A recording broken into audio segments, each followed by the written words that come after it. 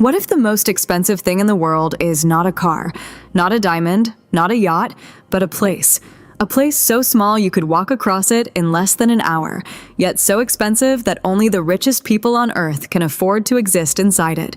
This place has a name the world whispers with envy. This is Monaco, the richest 2 square kilometers on Earth. Move now above the French Riviera. Watch how the Mediterranean stretches flat and endless like liquid glass beneath the sun. Then, see it, a tiny strip of land pressed between the mountains and the sea.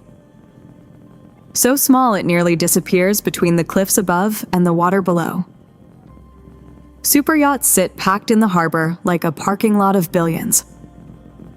White and gold buildings climb the hillside so tight that every balcony nearly touches the next. This is not a place built by nature. This is a place built by ambition. Just 2.1 square kilometers, smaller than Central Park. No farmland, no forests, no rivers, no natural resources.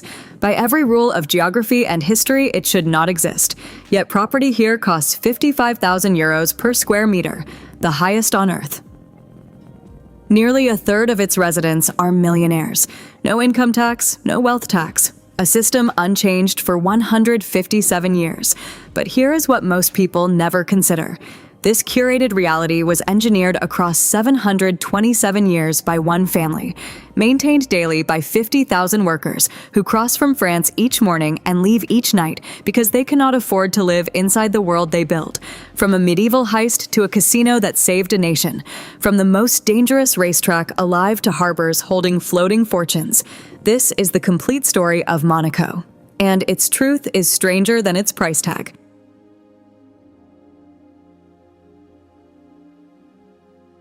Monaco is smaller than Central Park, just 2.1 square kilometers, surrounded entirely by France. No natural resources, no farmland, no industry, no river, no forest, no defensible depth.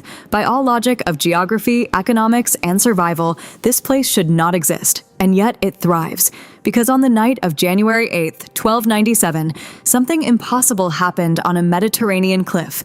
Move now toward the Rock of Monaco as it rises from the dark water below. Feel the cold wind sweeping across the limestone. Smell the salt carried up from waves crashing against ancient stone. The fortress above sits heavy against the night sky. No lights, no sound, only the distant rhythm of waves folding against the base of the cliff. And then, a faint shuffle of footsteps approaching the gates. A figure emerges from the darkness, dressed in the robes of a Franciscan friar, his head bowed, his hands folded. The guards at the gate see a man of God seeking shelter on a cold night. They open the door. His name was Francesco Grimaldi. They called him Il Malizia, the cunning one. The Italian word for monk is Monaco, a coincidence history has never released. But beneath those humble robes, he carried weapons, and behind him in the darkness waited armed soldiers. By the time the guards understood what was happening, the blade was already at their throats. By morning, the garrison was overpowered. The fortress belonged to a new master, and the rock belonged to a dynasty that has ruled without interruption for 727 years. That single night of medieval theater changed everything. Soar now above the rock at first light and see what Francesco actually seized. A limestone cliff jutting into the Mediterranean, barely large enough to hold a palace and a few narrow streets. The morning mist clings to the edges where stone meets water. Fishing boats dot the small harbor below, rocking gently in the tide. The smell of pine drifts down from the hillsides above. And beyond the rock in every direction stretches the territory of France. Massive, powerful, hungry. Nothing any empire should covet, except for one thing, its position. That position controlling shipping lanes at the intersection of French, Italian, and Spanish interests became the Grimaldis' only weapon. They could not fight. They had no army worth naming. They could not expand. The mountains boxed them in and the sea held them tight. So they learned something more valuable than military strength. They learned to make themselves useful to whichever power most needed them, independent rather than absorbed. This was not luck. This was calculation, survival mathematics practiced across generations. Walk now through centuries of European chaos and watch this tiny rock survive what should have destroyed it 100 times over. French protection in the 14th century, when aligning with Paris, kept the Spanish at bay. Spanish crown protection in the 16th century, when Madrid offered a better deal than a weakened France. French revolutionary annexation from 1793 to 1814, when the Grimaldis were expelled from their own palace and the rock was swallowed whole by revolutionary France. Feel what that moment must have been. Generations of cunning, centuries of survival, gone in a single decree. But then Napoleon fell, and the Congress of Vienna redrew the map of Europe, and somehow the Grimaldis returned, restored under Sardinian protectorate until 1860, when the Treaty of Turin placed Monaco firmly under French protection once again. A diplomatic zigzag across 6 centuries that kept 2.1 square kilometers sovereign, while empires controlling entire continents rose and fell and burned around it. Stand now in the palace courtyard and feel the weight of that continuity. The same family, the same rock, the same calculation repeated every generation. We are too small to threaten you, too useful to destroy, too strategic to ignore. Prince Albert II rules Monaco today. He is Francesco Grimaldi's direct descendant, governing a principality whose survival strategy has remained unchanged for over 7 centuries. The cunning friar's bloodline still holds the throne, still plays the same game against much larger powers, still wins. Imagine seizing a rock smaller than a golf course, declaring it a country, and then convincing every major power in Europe for 700 years that leaving you alone was smarter than swallowing you whole. That is not just survival, that is mastery. But in 1848, even mastery met its limit. Stand now in the council chamber as the news arrives.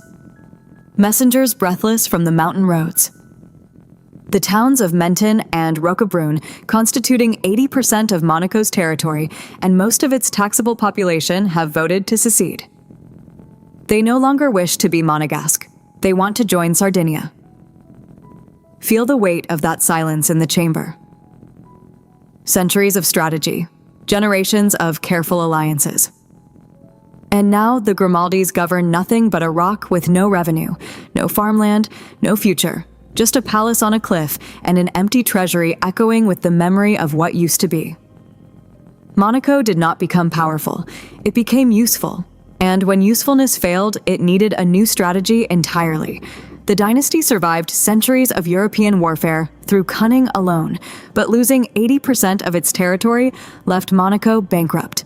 A principality with a palace, a cliff, and nothing left to sell. The Grimaldis had played the great game of European politics for 600 years.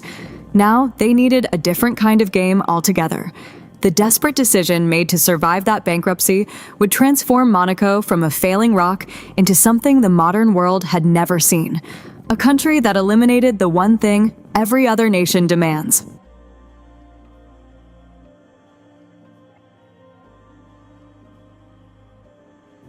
In the 19th century, Monaco was broke. Not struggling, not tight, completely and utterly empty.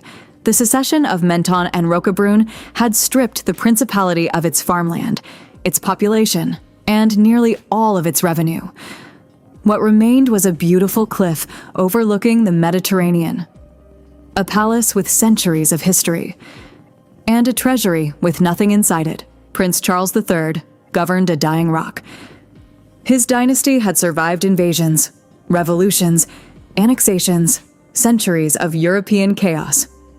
But it had never faced something this simple and this deadly: poverty.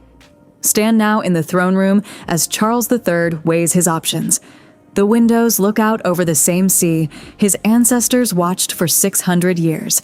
The same cliffs, the same harbor, but the money that once flowed from Menton and Roquebrune is gone. The people who paid taxes to the Grimaldis now pay them to Sardinia. And no amount of diplomatic cunning can bring them back. Then he made a decision that would change everything. Move forward to the year 1869. 4 years after a casino began generating reliable revenue from foreign visitors, Charles III signs a decree that no one in Europe fully understands yet. He abolishes all direct personal taxation. No income tax, no property tax, no capital gains tax. The entire operation of the government funded not by its citizens, but by the gambling losses of wealthy tourists. Feel what this actually meant. For the first time in European history, a sovereign state told the wealthy of the world that they could live under its protection and keep every coin they earned. While every other nation on the continent demanded a portion of its citizens' wealth, Monaco demanded nothing. Overnight, Monaco stopped being a country and became an opportunity. Pull back now across 157 years and understand what this single policy decision created. Not a country that became rich, but a country that became a container for richness, a vault dressed as a principality, a legal address whose value was not what it offered, but what it chose not to take. The framework has been updated, extended, refined, but structurally it remains unchanged since 1869. The same promise Charles III made to the wealthy of the 19th century is the same promise Monaco makes today. Come here, live here, and we will never take what is yours. Walk now through the streets of modern Monaco and see what that promise built. Ferraris and Lamborghinis lined up outside cafes like ordinary cars parked at a grocery store. Boutiques selling watches that cost more than houses. Restaurants where a single dinner runs 4 figures, and everywhere you look, the quiet confidence of people who chose this address for one reason above all others: protection. The numbers tell the story with brutal clarity. The Henley Private Wealth Migration Report. 2025 documented a record 142,000 millionaires changing countries of residence globally. The largest wealth migration in modern history. And Monaco attracted a disproportionate share, including the Livingston brothers, who relocated from Britain specifically to escape Chancellor Rachel Reeves' reform of the non-domicile tax regime. They owned the Fairmont Monte Carlo Hotel. They knew Monaco well, and when the tax laws in Britain shifted, they shifted with them. Stand in the lobby of the Fairmont and feel what that decision represents. Not disloyalty to Britain, not greed, simple mathematics. When your wealth reaches a certain scale, every percentage point of taxation represents millions, and Monaco takes 0%. Approximately 12,500 of Monaco's 38,000 residents are millionaires, nearly 1 in 3, the highest concentration of millionaires per capita of any jurisdiction on Earth. 140 nationalities represented in an area you can walk across in 40 minutes, and only about 9,000 residents are actual Monegasque citizens. The rest are visitors who never left. Wealth that found a home. Imagine a country eliminating every tax its citizens would ever pay. Then watching the wealthiest people on Earth line up to move in.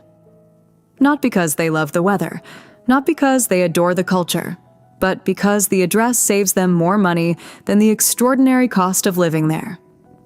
This is Monaco, a place where being a resident is itself an investment, but even the most perfect arrangement has limits. Move now to 1963. Watch as Charles de Gaulle, the President of France, studies reports about French citizens flooding into Monaco, using Monegasque residency to escape French taxes, living 20 minutes from Nice but paying nothing to Paris. De Gaulle does not send diplomats. He sends a threat: complete land and sea blockade. No goods in, no goods out. Monaco, surrounded entirely by France, would become a prison of its own geography. Feel the tension of that moment. 7 centuries of Grimaldi survival strategies facing a French president willing to squeeze. The result was a treaty that exempted French nationals from Monaco's tax benefits. French citizens living in Monaco still pay French taxes. The dream has a border, and that border runs along citizenship, but for everyone else, the door remained open. And through that door walked the wealth of the world. Today, nearly a third of Monaco's residents are millionaires, not because they were born here, because they chose it, because they did the math. Because the address itself is worth more than what it costs, the tax elimination turned Monaco into a magnet for global wealth. But the revenue that funded the abolition of taxation came from a single building. A gamble built on a barren cliff that would become the most famous gambling house in human history. The casino that saved a nation is about to reveal its cards.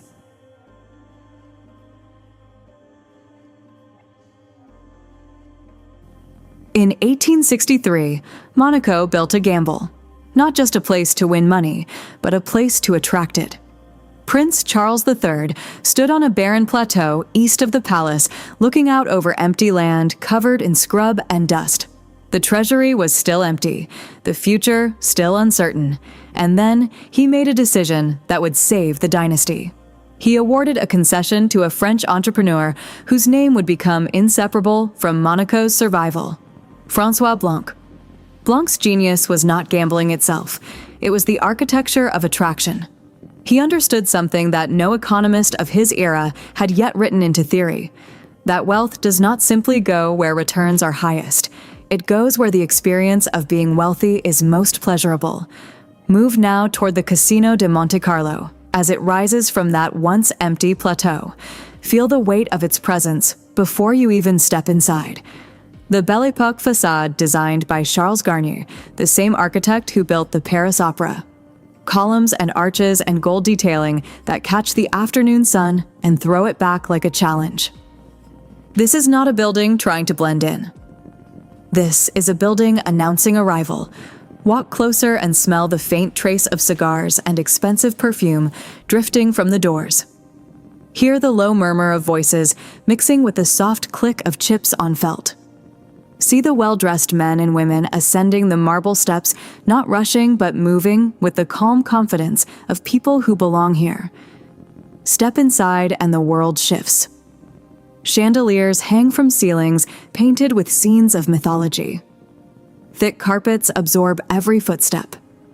Gaming tables stretch across rooms so large their far walls disappear into shadow. The air smells like leather and old money.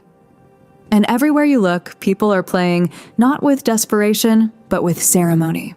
The act of gambling here is secondary to the act of being seen. This is what François Blanc built.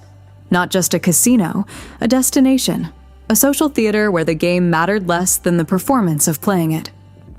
Blanc renamed the barren plateau Monte Carlo, Charles's Mountain, a name that sounded grand. Noble, worth the journey. Then he invested in magnificence. Marble floors, crystal chandeliers, velvet curtains heavy enough to block out the world. He hired architects and designers who understood that luxury is not just comfort, but spectacle, and then he did something even more brilliant. He negotiated the construction of a railway line connecting Monaco to Nice in 1868. Suddenly, the casino was not isolated on a rock, it was accessible. Wealthy visitors wintering on the Riviera could arrive in an afternoon. The journey became part of the experience. Stand now in the Place du Casino and see how Blanc completed the ensemble.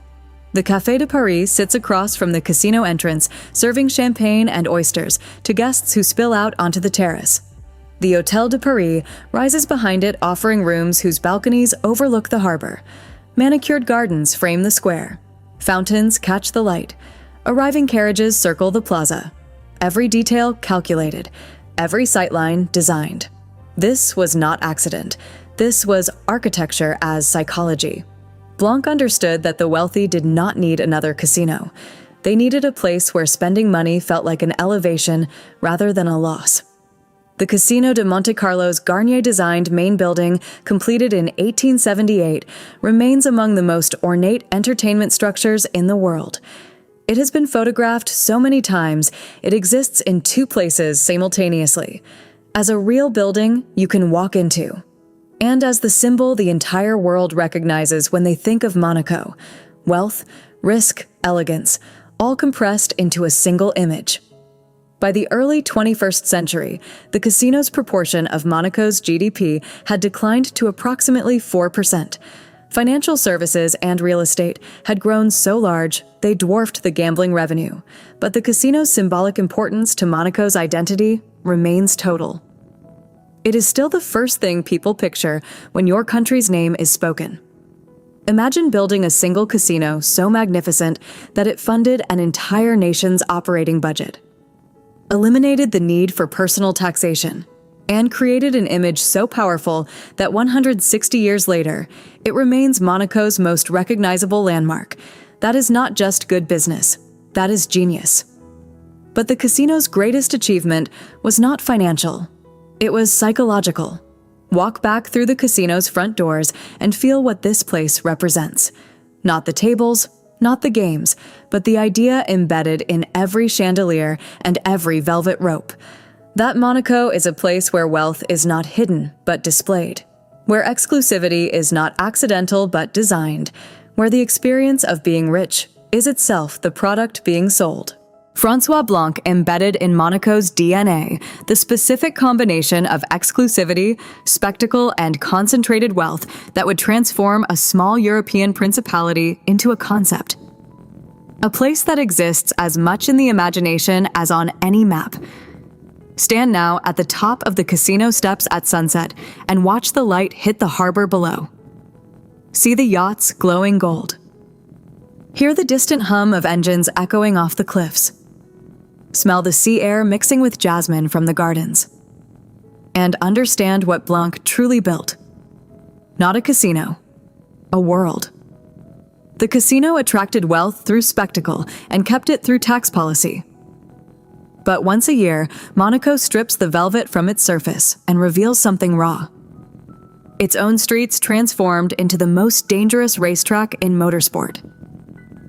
Where concrete walls replace runoff areas. And one mistake means immediate destruction. The most dangerous streets in racing are about to roar.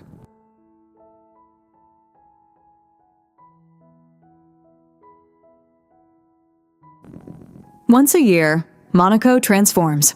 The streets you walked through yesterday, drinking coffee and watching tourists take photos, disappear completely.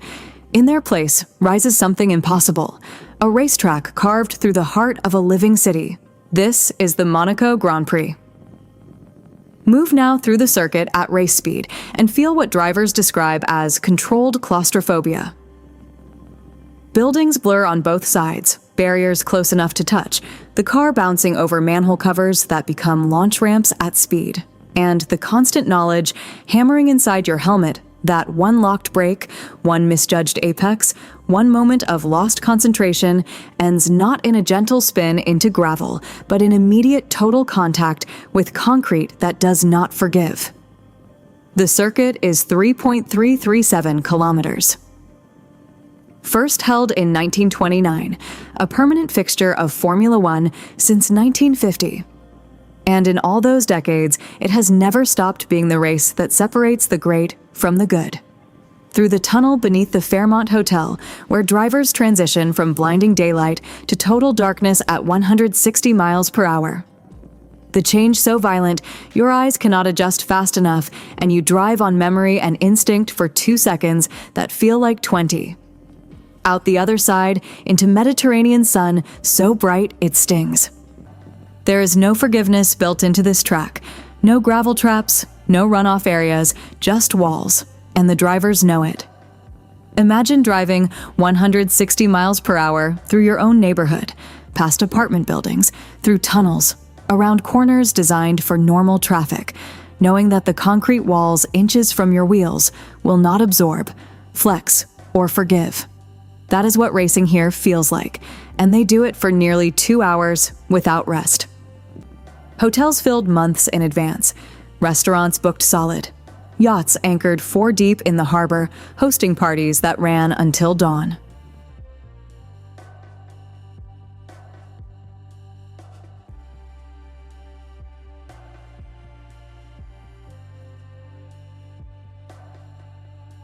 Soar now above Monaco and notice something. The land is full.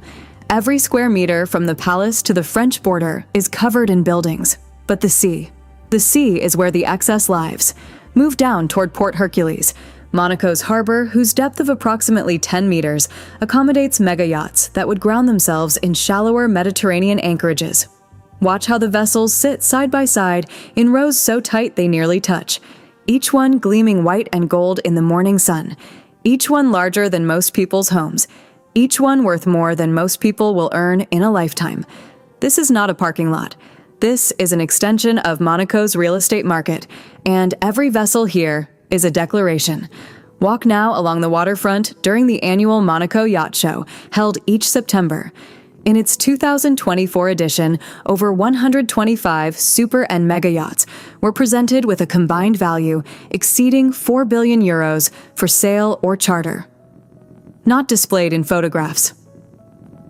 Physically here, floating in the harbor. Available, if you can afford the asking price. Step aboard one of the larger vessels and feel the weight of what wealth actually buys at this level. Polished teak decks so smooth they feel like glass underfoot. Leather seating in climate-controlled salons. Marble countertops in kitchens staffed by private chefs. Bedrooms larger than studio apartments, bathrooms with jacuzzis, helipads on the upper deck, tenders hanging off the stern that are themselves larger than most family boats, and that faint smell everywhere of money. Not sweat, not effort, just the quiet hum of systems running in the background, keeping everything perfect. Glide closer and understand the specific mathematics that make yacht ownership logical inside Monaco's distorted economy. In a jurisdiction where a 100 square meter apartment costs 5.5 million euros, a 50-meter yacht provides approximately 500 square meters of living space at a purchase cost of 10 to 20 million euros and annual operating costs of 1 to 2 million euros. By Monaco's own arithmetic, a mega yacht is among the most space-efficient luxury accommodations available. You get more room, more privacy, more flexibility. And you can move it when you want to leave without selling property. But that is not why people buy them. Stand now on the Corniche roads above the harbor and look down at the rows of yachts stretching across the water. See how they catch the light, how they dominate the view, how impossible it is to look at Monaco without seeing them. Visible from the palace, from the casino terrace, from every hillside apartment, from every photograph taken of this place. That is the real reason. Not the space, the signal. Port Hercules. Natural depth gives Monaco a competitive advantage in berthing the world's largest private vessels. A geographical asset whose value increases every year as mega yachts grow larger and fewer Mediterranean harbors can physically accommodate them. Monaco can handle what others cannot, and the owners know it. Yacht show visitors include some of the world's highest net worth individuals, evaluating vessels whose annual maintenance costs alone exceed the lifetime earnings of most humans on Earth. Crew salaries, fuel, port fees, insurance, repairs. The cost of simply owning one of these yachts runs into the millions every year, whether you use it or not. Imagine a harbor where every vessel costs more than a neighborhood, where the parking space itself costs hundreds of thousands annually, and where the owners visit only a few weeks per year, leaving floating mansions rocking empty against a backdrop of penthouse towers. But the yachts serve a function beyond luxury. They are offshore addresses in a country with no space left on shore, floating real estate in a market where the sea is the only direction left to expand. Walk the docks at night and hear the faint sound of water lapping against hulls. See the lights glowing from empty salons. Smell the salt air mixing with diesel fuel and teak oil, and understand what these vessels truly represent. Not transportation, not recreation. Statements. These are not boats. They are declarations of arrival. Proof that the person who owns this vessel has reached a level of wealth where function no longer matters. Only visibility does. Monaco does not hide its wealth. It displays it. And nowhere is that display more concentrated than in Port Hercules, where billions of euros float in plain sight, waiting for the world to look and notice. The harbor held floating billions in plain sight, but every morning before the yacht owners wake, before the casino opens, before the harbor stirs, a different population enters Monaco. 50,000 workers crossing the French border at dawn to build, clean, cook, and maintain a place they will never be able to afford. They arrive, they work, and by night, they disappear.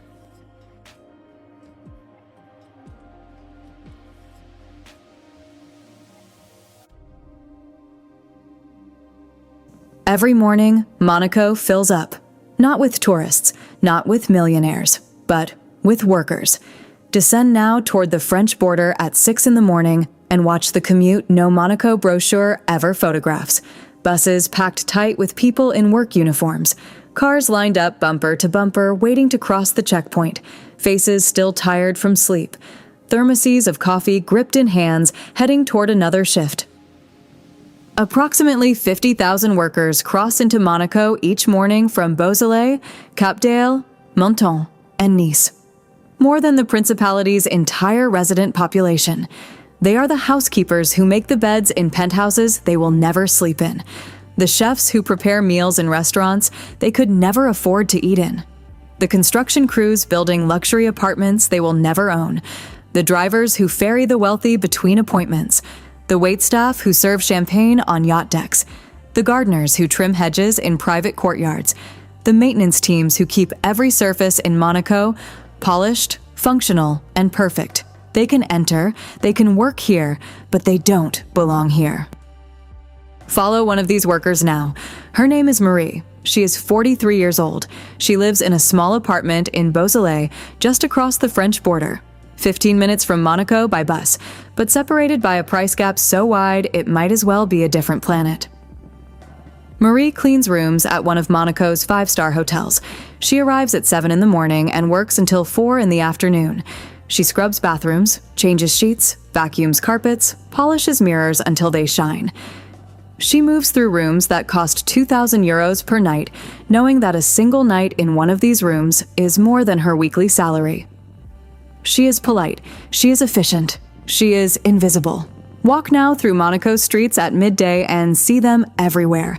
The workers who serve, the workers who build, the workers who maintain, dressed in uniforms that mark them as staff, moving quickly between tasks, never lingering, never sitting in the cafes or walking slowly through the gardens the way residents and tourists do, because they are not here to enjoy Monaco. They are here to make it function. They polish surfaces they will never own. They prepare meals they could not purchase. They maintain gardens they will never sit in. And at day's end, they return to towns where housing costs are a fraction of Monaco's, because those towns were not designed to exclude them. Stand now at the border crossing as the sun sets and watch the reverse commute. The same buses, the same cars, moving in the opposite direction, carrying 50,000 people out of Monaco before night falls, because there is no place for them here after the work is done. Monaco's tax-free income policy benefits only residents, and residency requires demonstrating financial capacity to pay property prices whose average annual transaction value reached 5.9 billion euros in 2025. A financial barrier that screens out the working population as effectively as any wall. You do not need guards to keep people out when the price does it for you. The structural separation between those who maintain Monaco's luxury and those who consume it is not a side effect. It is constitutive of the economic model, a design dependency that keeps the cost of labor invisible and the illusion of effortless perfection intact. Imagine a paradise where the people who clean it, cook in it, and physically build it are required by economics to leave every night, not by law, but by price. Because a single room inside costs more than their annual salary. Marie finishes her shift at 4 in the afternoon. She takes off her uniform in the staff locker room. She boards the bus back to Beausoleil, and she does not think about Monaco again until tomorrow morning when she crosses the border and puts the uniform back on, because Monaco was not built for her. It was built by her labor, but not for her life. But Monaco's dependency on this invisible workforce creates a vulnerability no security camera can monitor. Any disruption to French border access, any transportation strike, any policy change affecting cross-border commuters would paralyze the Principality within hours. Monaco does not have enough residents to staff its own economy. It relies entirely on workers it cannot house. 50,000 people whose presence is essential, but whose belonging is impossible. They don't live here. They don't belong here. But without them, nothing here would work. The invisible workers revealed the human machinery behind the golden surface. But Monaco faces a problem that even 50,000 daily workers cannot solve. It has physically run out of land. Every square meter is occupied. Every hillside is built. and the only direction left to grow is into the sea. Monaco is about to do something almost impossible.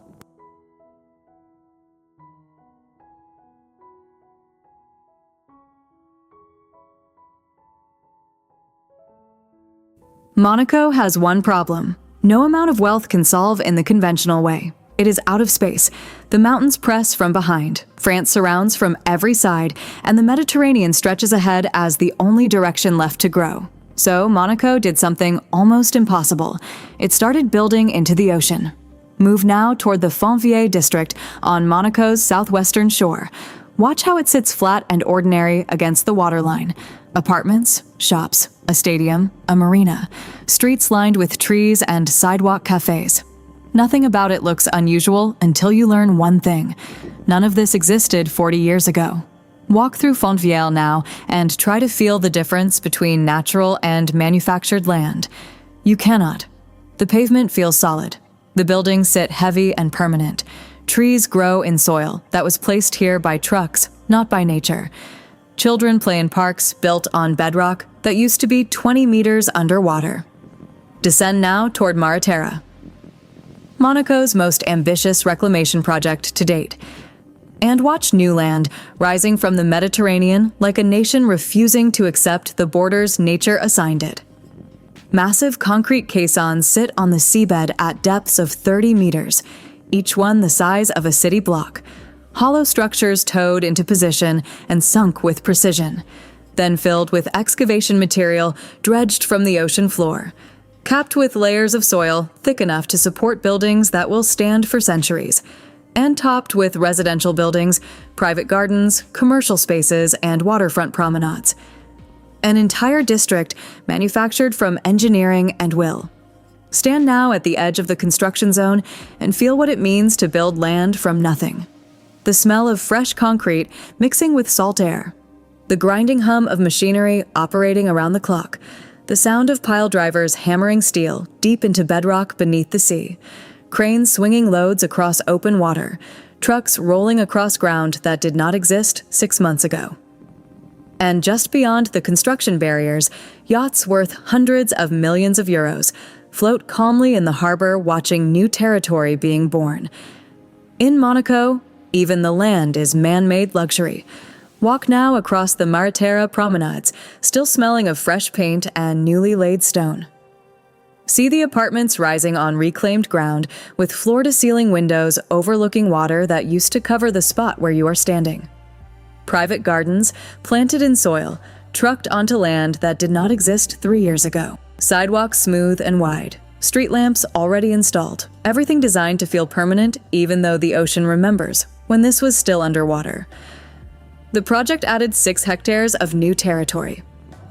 That might sound small, but in a country only 2.1 square kilometers total, that is proportionally equivalent to a major nation annexing an entire province. When your entire country can be walked across in under an hour, 6 additional hectares is not expansion, it is transformation. Every additional hectare fundamentally changes Monaco's economic equation. More land means more buildings. More buildings mean more residents. More residents mean more wealth concentrated in the same impossible space. More wealth means higher property values. Higher property values mean more exclusivity. More exclusivity means Monaco becomes even more of what it already is. Stand at the harbor edge, where the new land meets the old water, and feel the audacity of what you are witnessing. Humans have built cities in deserts, on mountains, in jungles.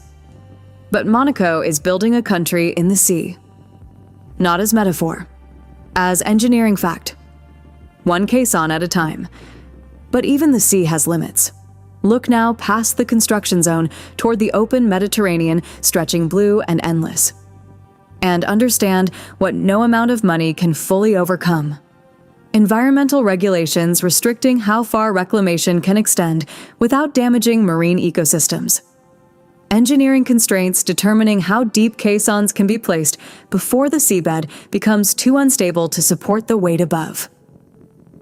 Mediterranean seabed geology imposing boundaries that no budget can override, and international maritime law limiting how far any nation can claim territorial waters as land.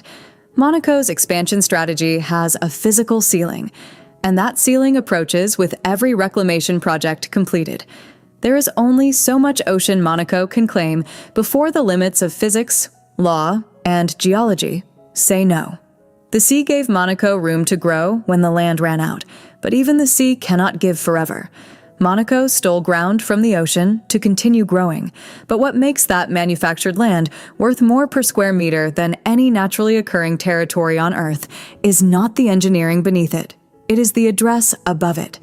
The most expensive real estate market on the planet is about to reveal what you are actually buying when you buy space here.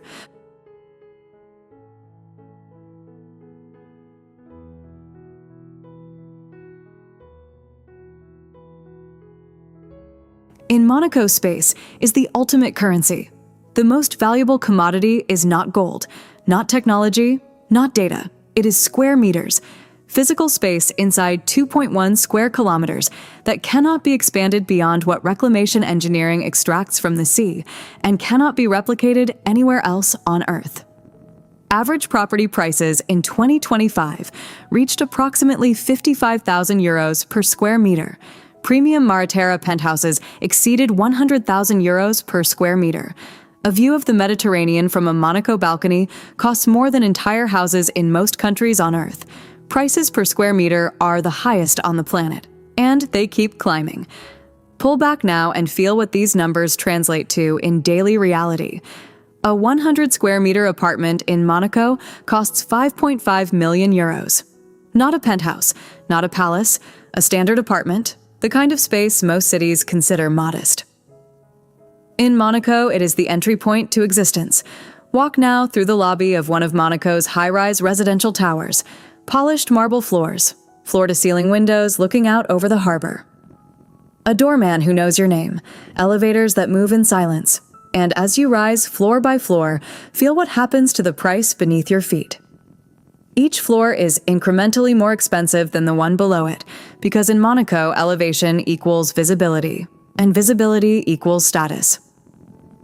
The penthouse is not the most comfortable apartment, it is the most seen apartment, the one visible from the harbor, from the casino terrace, from the yachts floating below, and being seen in this 2.1 square kilometer arrangement is the entire point.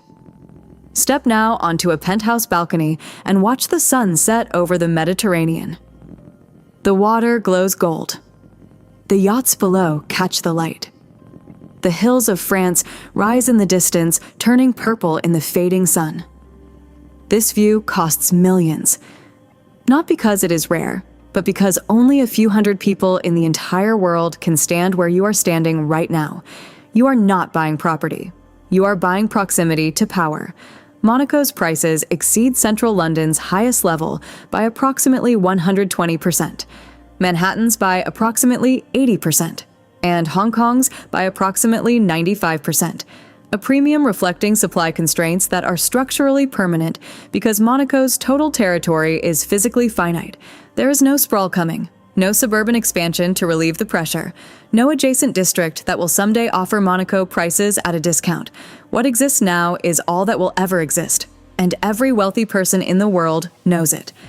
The IMSEE Statistics Office unveiled a new real estate price index in February 2026, introducing methodology designed to measure the market more honestly than ever before by controlling for Mariterra's ultra-premium units that had distorted previous averages.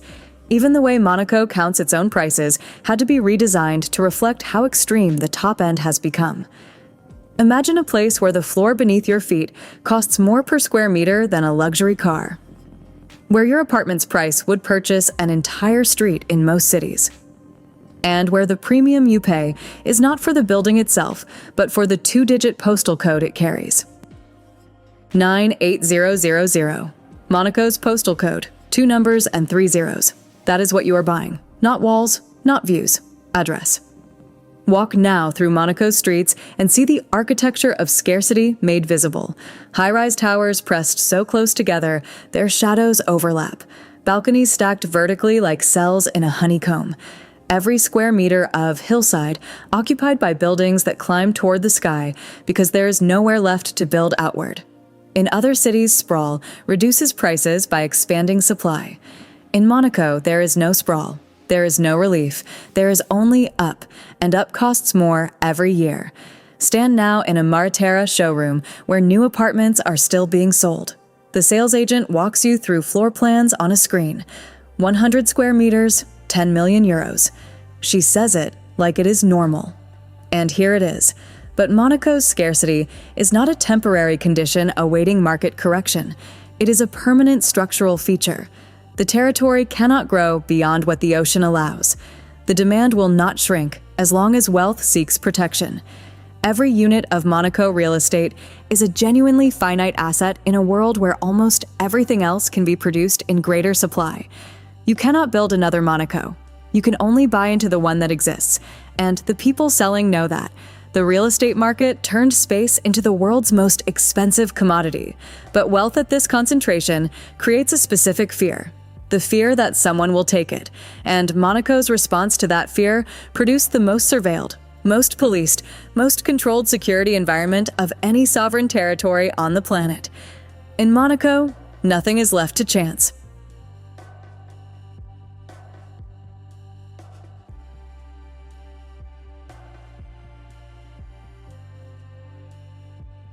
Monaco is one of the safest places on Earth. Cameras everywhere, police everywhere, privacy without chaos. Approximately 520 police officers serve a population of 38,000, roughly one officer for every 73 residents. The highest police-to-population ratio of any sovereign state in the world. Over 1,000 surveillance cameras cover every road, every harbor berth, every public space. A monitoring density so comprehensive that anonymous criminal activity within Monaco's borders is effectively impossible. Crime rates are among the lowest on Earth. Violent crime is so rare that its occurrence generates national media coverage. Glide now through Monaco's streets at night and feel what total security actually feels like. The streets are quiet. Not the nervous quiet of a place where danger hides, but the controlled quiet of a place where danger is not allowed. Walk past the casino, past the harbor, through the narrow streets of Monaco-ville, where old stone buildings lean close overhead. And notice what you do not feel. Fear. You do not check over your shoulder. You do not grip your bag tighter. You do not worry about the footsteps behind you.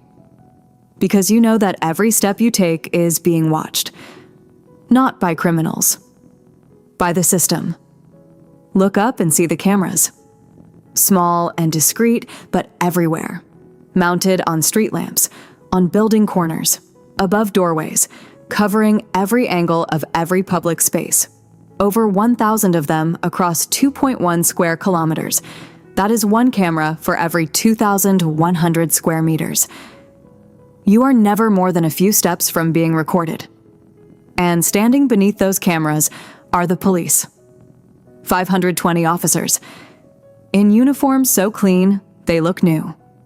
Moving through the streets on foot. In cars, on bicycles. Visible, present. Watching. The knowledge that every step is watched. Every car is tracked. Every unfamiliar face is noted by systems designed not to respond to crime, but to prevent it from being physically possible. For most people, that level of surveillance would feel oppressive. But for the wealthy residents of Monaco, it feels like the opposite. It feels like protection. Stand now in the mind of someone worth hundreds of millions, whose face is recognizable, whose wealth is public, whose children could be targets. In most cities, that kind of visibility creates risk. But in Monaco, the same surveillance that tracks everyone else becomes your personal shield.